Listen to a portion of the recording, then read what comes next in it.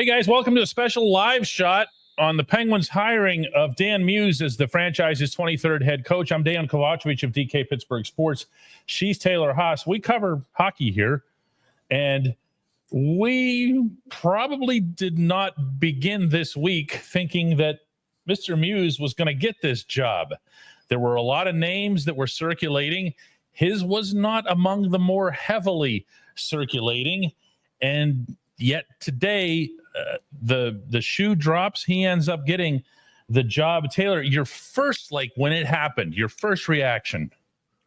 I mean, I was surprised because, like you said, no one, I don't think anyone mentioned his name at all until yesterday for the first time. There's a small report out of New York, but it didn't even sound serious.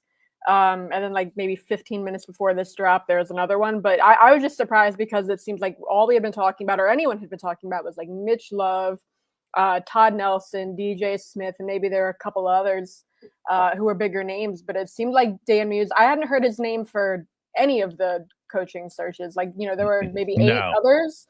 No, it never came up. Yeah, not Boston, not Seattle, nowhere. Yeah, never came up. I even looked back because obviously he's coming from the Rangers, and Sullivan took over there, and his status, I guess, was up in the air there, and consensus was everyone thought he'd be back. No one, he wasn't on anyone's radar. So yeah, it was a surprise. But when you look into him, he seems like he's what they're looking for. Swan says, "Good afternoon, Taylor. Do you know if any players were consulted before the hire?" That's not how it works, Swan. No, not even in the case of Sidney Crosby. What Kyle Dubas has said is that he'll let Sid know about something in advance so that Sid doesn't have to find out from a press release.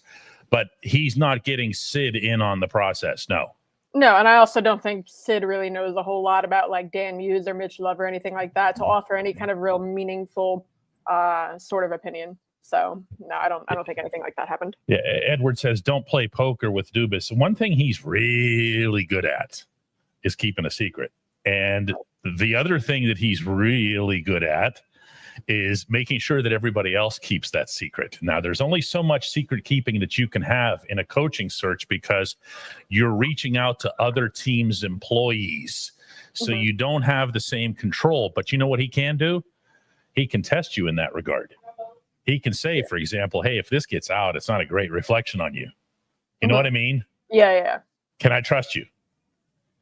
Yeah, and I mean, maybe that's a testament to something you liked about Muse, but it seems like he's everything they're looking for. I mean, first and foremost, if you read the quote that Dubas gave, he talked about the development experience first and foremost. He wasn't with the Rangers too long. He was with the Predators a couple of years before that, but he spent around 4 years at the US national team development program. He coached the U18 World Junior team to a gold medal. He coached in college, and and you go back to the U.S. national team development program. I mean, he had Rutger McGroarty, Ryan Leonard, Will Smith, Zeev Buium, Luke Hughes, some big names, and I mean Rutger especially. He's going to be a big part of this next wave. So, Trevor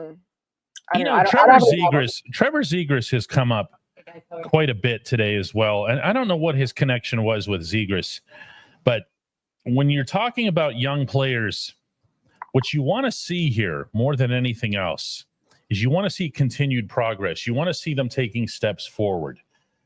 That means that if from a coaching standpoint, yes, you're constantly introducing new concepts to them, and you're introducing them in a way that they'll absorb them, they'll embrace them. And that was, to be honest with you here, when I looked at some of the other candidates that were in this, I didn't see that. And more than anything, what I want to hear from Dubas, and really from Muse himself at the press conference, which, by the way, isn't going to take place till next week because of the NHL scouting combine this weekend in Buffalo, is I want to hear, what's your approach to this? How do you work with these guys? Do you enjoy it? Are you, in essence, I don't want to say the anti-Mike Sullivan. Sullivan would work with young players, but they had to really fit into his narrow bracket of acceptance. They had to be like Marcus Pettersson, for example, at age 22, who just came here and just prioritized defending. Okay. Otherwise, they weren't going to be somebody that he would have much patience for.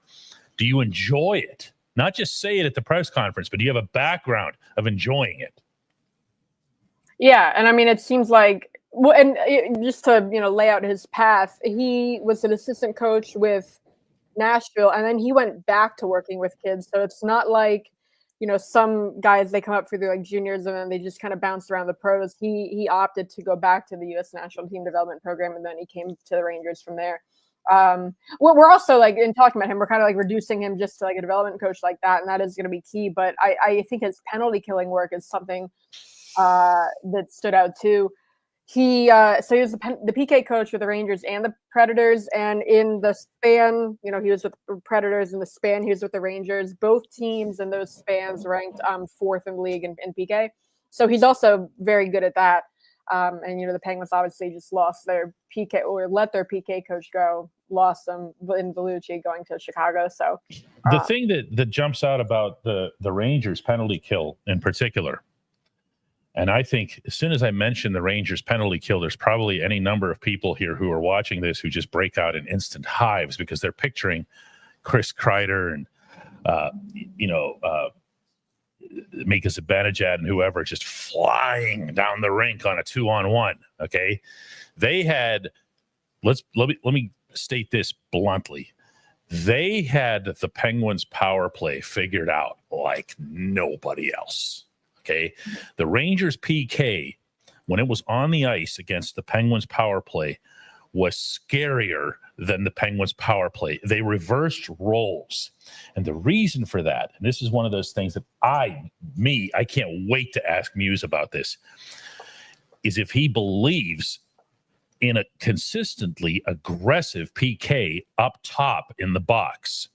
Anybody who's a long-time viewer, listener, or reader of mine knows that I'm a big fan of that. It's the old school Flyers method of penalty killing, which is if you're pressuring up top, if you're pressuring with your forwards on the other team's point men, you will make things happen if you have dynamic forwards out there. If you just have a bunch of Nola Charis ready to lie down and block shots, you're not going to do that. So was Muse's penalty kill and his plan in this regard built around having Kreider and these other guys as a threat, or did he choose or ask to use those guys because they fit with his model? Do you know what I mean? Like, it's not just about the kill rate. There's shorthanded goals, the constant threat.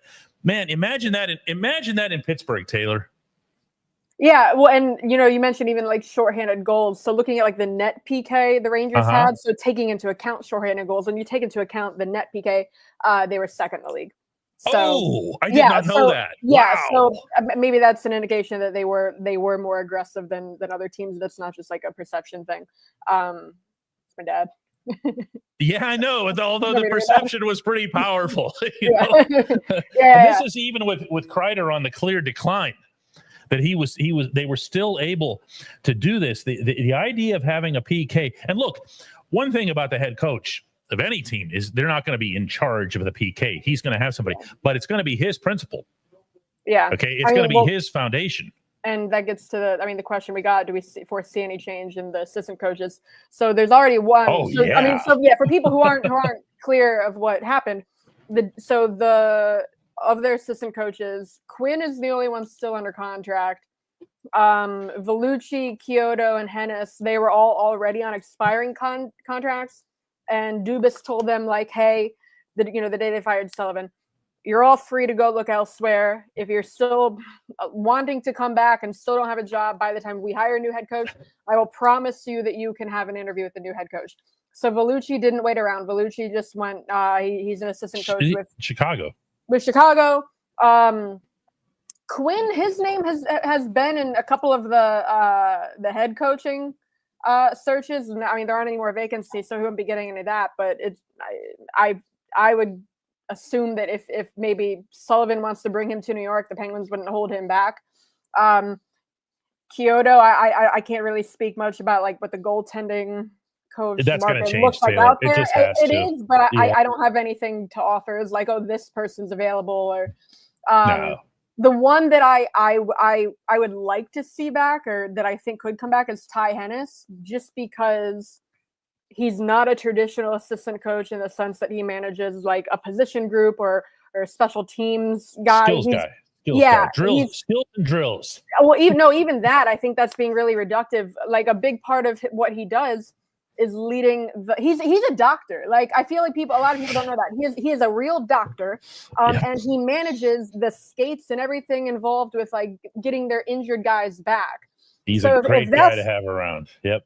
He only got behind the bench the last couple of years. Maybe he doesn't need to keep doing that, but if you just bring him back and the skills and the injury rehab role, like you absolutely bring Hennis back. Endless enthusiasm. If you're on your third game in 4 days, and the first 2 were in Edmonton and Vancouver, and the third one is in Calgary because the schedule maker had you do this.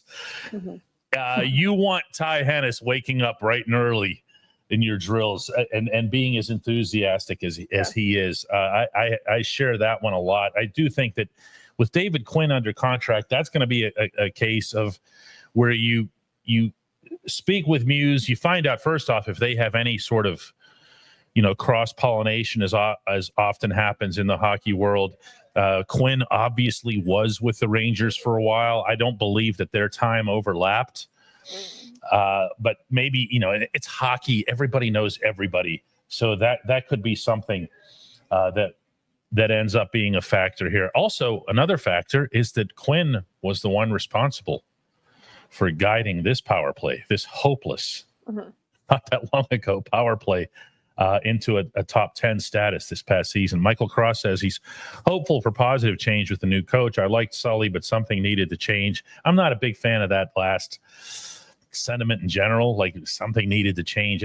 That's just change for change's sake. But when you hear Dubas Taylor lay things out the way he did at that last press conference, at the Sullivan firing press conference, and you hear his reasoning and you hear why some of those things needed to change. And you hear him even get into the history of how coaches who have won the Stanley Cup in one spot don't hang around forever through a rebuild and then come back and win another Stanley Cup because their appetites change, their hunger level changes, their mindset changes. They don't have the patience to go through it again. You know what I'm saying? And that's the part that I feel you can fairly attach to Sullivan. Yeah, I wouldn't say change is needed because that would suggest that they were actually trying to win and they just couldn't do it. Like these past, year plus, they actually weren't trying to contend. They were trying to retool.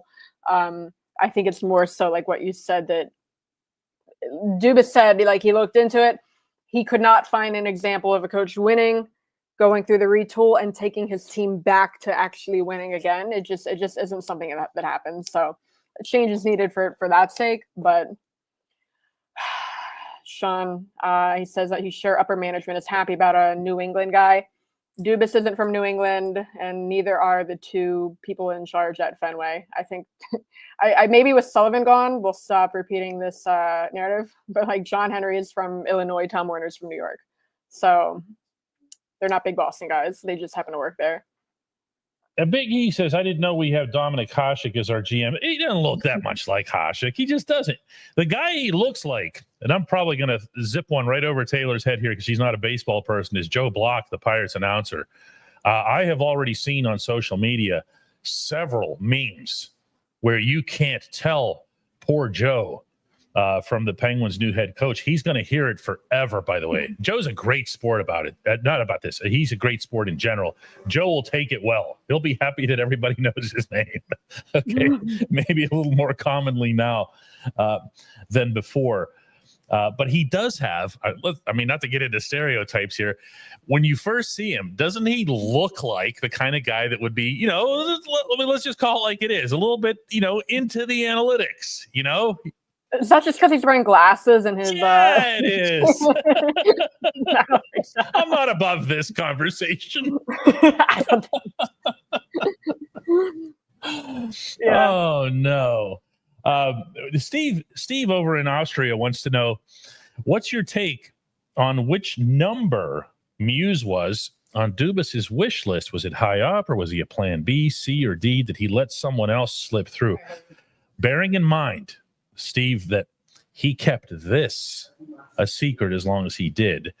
That's one element.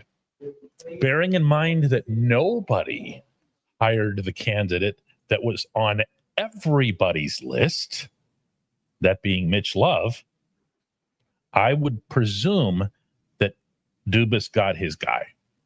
Okay. I mean, just because of Mitch Love, just because of the Mitch Love factor. I know. I just wanted to add to that. Everyone that people were talking about, like Todd Nelson, DJ Smith, none of them got hired elsewhere.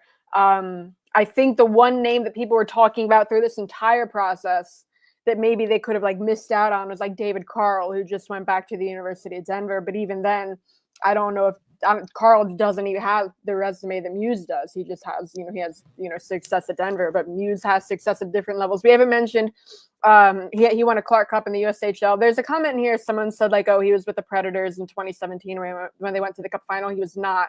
He came in the following year, 2017. He was taking the Chicago Steel to a Clark Cup championship in the USHL. So that the U18 World Junior Gold, he was the head coach for that. Even going back to he has 2 World Junior Gold medals in 2013, so forever ago.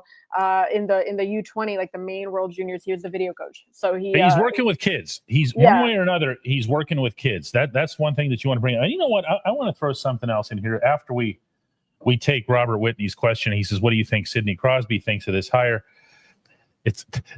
You'd have to know Sid.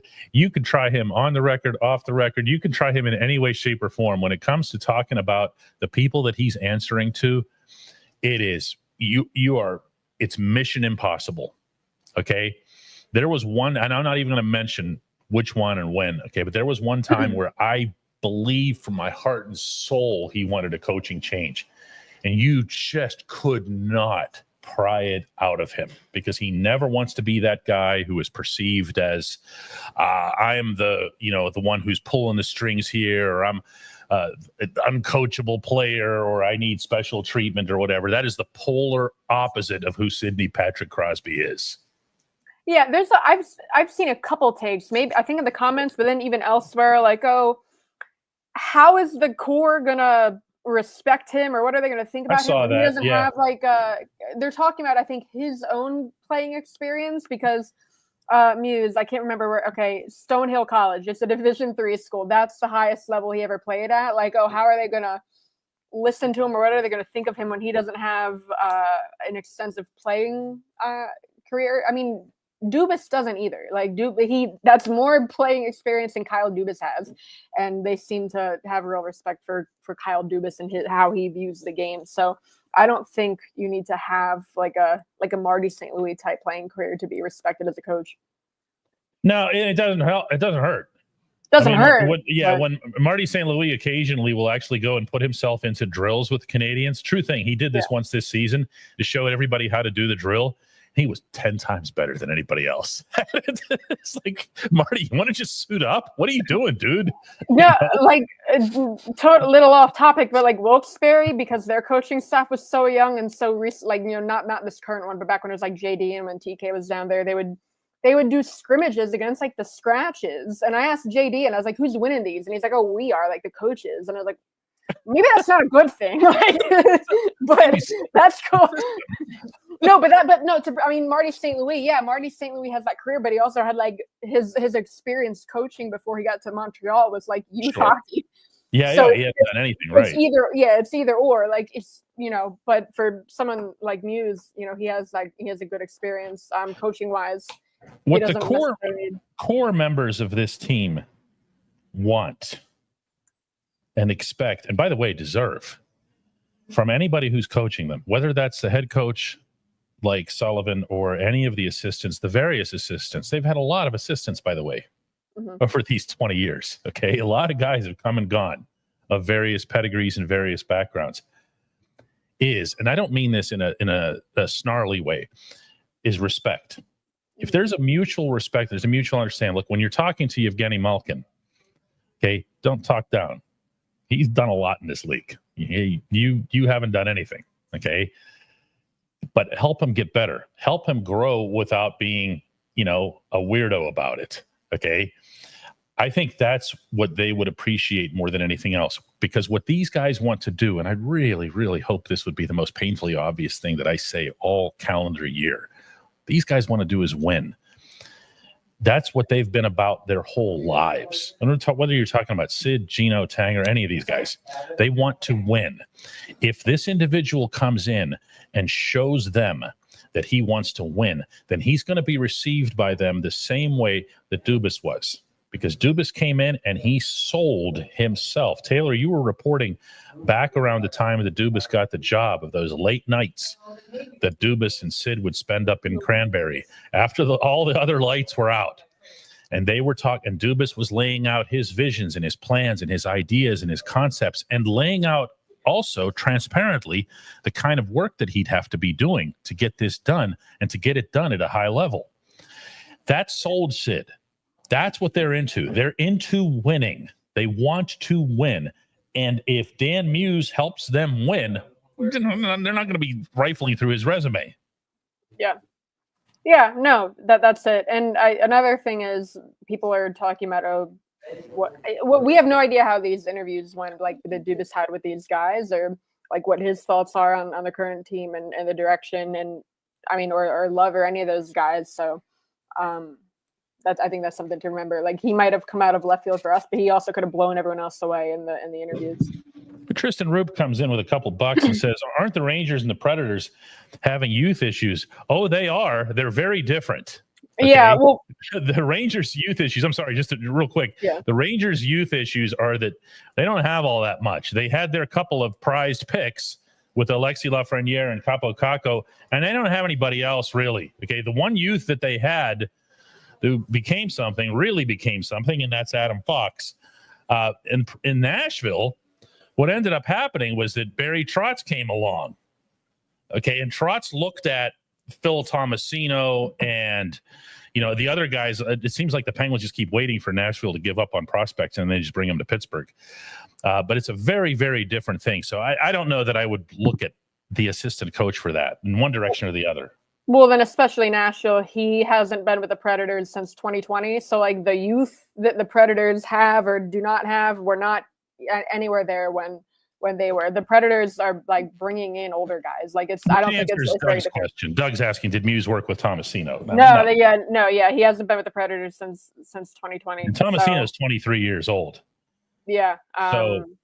Tomasino, by the way, has become a more complete hockey player. And that's actually the term. When I talk to Phil, that's what comes up with him a lot. He talks about wanting to really round out his game. He knows there are certain things that he's capable of doing at a first round level on the rink. He can be more complete.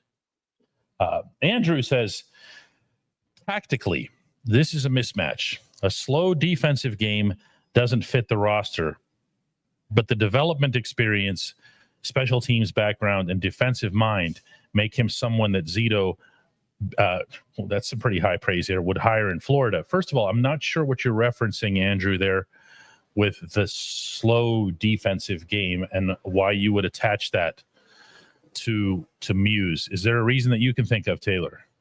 No, and I also think it doesn't fit the roster. It doesn't sound like, from everything Dubas said at the end of the season, it doesn't sound like they're yet committing to trying to contend for next season. It might be, I'm not going to say another year of retooling where you're just accumulating picks, but you start trying to bring in those younger guys. And so that's what I'm saying. Like, doesn't fit the roster. The roster that they have right now isn't going to be the roster when they start. Right. There should be so much like turnover between now and then. But I'm still trying to figure out what Andrew's referencing here with the defensive thing. Are you referring to, was he the guy? I don't know this answer. Was Muse the guy in New York or Nashville who was rotating the defensemen in games? Was he that assistant coach? Pretty sure he managed the forwards. He definitely did the forwards and the PK in Nashville. So I don't know. Sean says here, I don't think any of the recent it's right here. I don't think any of the recent United States national teams were slow defensively. Oh my God, no! Look at what they just did in the IIHF. It was just with a bunch of super crazy fast forwards. Mm-hmm. So yeah, I don't know. Before. Cody says Muse is about aggressive pressure based on what I've seen. So I'm not being disrespectful here. I want to know what it is that you're thinking of here.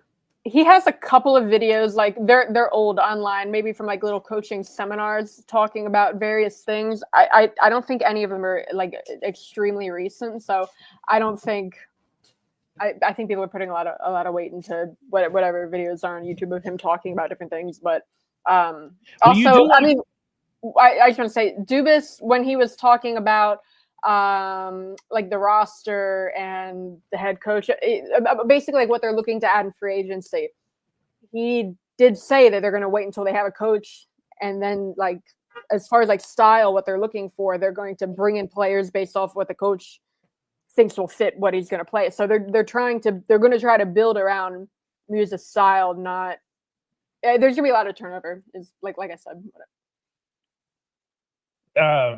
Alan says, are the Penguins a better team with this hire? Oh, we don't know that. I don't think anyone knows. No, I mean, how could you? He hasn't. He has yet to put a whistle in his mouth in representing this team. No. So we're a long way from that sort of thing. I will say that my belief where Muse is concerned is that after an exhaustive, apparently, search that had been conducted here, and I really want to get into this before we sign off today, Taylor, the search apparently not just with Pittsburgh but with Boston, with Seattle, with the other teams that were looking, was more open ranged than any coaching search that we've seen in the NHL for some time, thanks to Mike Babcock being what he was in Toronto and shutting off the valves to anybody who's not a retread in hockey. That's a really good sign for the sport overall. Okay. But that also tells me that Dubas, I'm going to say this again, got his guy. And because he got his guy, you might see more of an alignment. Do you know what I'm talking about, Taylor? That's not to say that Dubas and Sully didn't get along or anything like that. It's far from the truth. Okay. But there has to be a common vision, to steal this word from Sean Knudsen here. There has to be, you got to be on, here are the players we're acquiring. Here are the players that I'm coaching. There's got to be some symbiosis there. There just does. Yeah. And I mean, you talked about how it's like a wide net.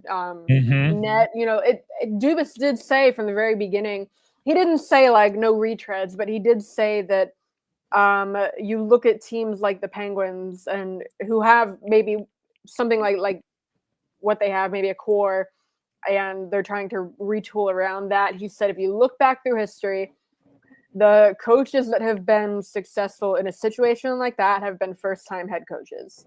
So not retreads. So that I don't think that means they were like, we're not even going to talk to someone like Rick Tocchet, but it seemed like this is what he wanted from the start. Yeah, I think so too. And there's always all kinds of different ways to define what constitutes a retread and what isn't. Yeah. You know, how long of like this, if you start getting to the point where you're eliminating all head coaches who have won a Stanley Cup, you're going to get into some weird territory. Yeah. Okay? Like, and that's now going to become a thing. I just think that you can see the perils of going the retread route with what just happened in Dallas. Okay. Well, Pete DeBoer has burned every goaltender he's ever been around. Okay. Or as Alan Walsh, the agent, once he'll stick a great big sword in their back, like he did with Marc-Andre Fleury, like he did with Robin Lehner, and like he just did with Jake Ottinger. You don't want them to be too powerful. You don't want them to be too much of an authority. You do need for there to be a symbiosis. So I like that part. I really do. Stephen Q asks, will Erik Karlsson be allowed to be Erik Karlsson under a new system? Does Muse's style play to Karlsson at all? To be really, really blunt here, if Dubas can trade Karlsson, he'll do it in 2 seconds. If Dubas comes to Karlsson and says, will you waive your no trade clause to be traded, Karlsson will say yes in 2 seconds. So that's a way bigger issue than how he might get along with a coach. I don't know that Mike Sullivan held Karlsson back in any capacity. No. I think maybe he could benefit from a different kind of system. I mean, like Dubas even talked about, he kind of called out Karlsson's effort, but he, like at the end of the season, but then he also said, like, you look at like the Four Nations and you saw what kind of player he could be. So there is more to Karlsson than the Penguins got out of him. Maybe some of that is systems related, but also he definitely made it sound like effort was a concern with him. But yeah, I don't know if they're going to trade Karlsson this summer, but like you said, Dubas, if the deal was on the table, and Karlsson goes stick to a contender, I don't think Karlsson is going to waive it to go back to like San Jose or in a similar situation like that. But if a contender somehow had the room for Karlsson, even if like the Penguins had a retained salary, I think that deal gets done. David Harrison gets our last word today with a really fair but also a really challenging question, which is, how does Muse's style change the approach of the Penguins and the way Dubas constructs the roster? Look, every coach in any sport has a base philosophy, okay? Any sport, at any level, by the way. But the good coaches, the great coaches are the ones who look at the talent that's been assembled and say, what do I do with this? Mm-hmm. Okay, how do I make it work? So if you're Muse and he's a good coach, never mind being a great coach, the first thing that he does is he comes in and he says, hey, my first line is Sidney Crosby, Rickard Rakell, and Brian Rust. My second line is, help me out with this one, Taylor, because I don't know who's going to fill out. I mean, I would have done something different. I would have said like Rakell and Rust, one of them on the top line, Rutger on that. Rutger, Koivunen fill out the other. You're gonna see, based on what we saw at the end of the season between McGroarty and Koivunen, that you might see that Dubas says, hey, we need to be doing this with those two. Okay. But if that's what he says, okay, and that's what they agree to, your style, your choice of style is secondary. I would even include, and hear me out on this, please, because I think this is important. I would even include the way you have your defenseman attacking / pinching, okay, which was the number one point of contention that everybody had with Sullivan's style. I mean outside, not inside. Okay, because if you don't have those players, and the Penguins absolutely do not, then don't let them pinch. Don't have them pinching. I don't care what the rest of the National Hockey League is doing. I don't want them pinching until you have, a whole bunch of Jacob Chychrins or guys like that that other teams do have. Everybody, Jacob Slavin, Hurricanes, who Taylor just covered in the Four Nations tournament, dominating this tournament. I mean, he was unbelievable. The Penguins do not have that player. So why pretend that you do? Work with the talent that you have. What do you think? As far as roster construction, I mean, he'll definitely have some input. Like, one of the reasons they set this Dubas set this early June kind of deadline is so they can have him around for the scouting meetings going into free agency. They didn't want to drag this into free agency because they wanted Muse to have some kind, whoever the coach would be, to have some kind of impact on the players they bring in. We had a couple of questions too, like this, but related to the draft specifically. Like, will Muse have an impact on what kind of players they draft? I don't think that's how it works. You take the best player available, no matter what. Like, you're drafting 18-year-olds. You kind of mold them into what you need them to be, what you want them to be. So I don't think Muse is going to be like, we need this kind of guy because he plays this kind of way. That's just kind of not how it works in hockey. That's how it works in football, because you're drafting like ready players right there. This part isn't football. Head coaches fall asleep at the table at the NHL draft. They don't have much to do with it.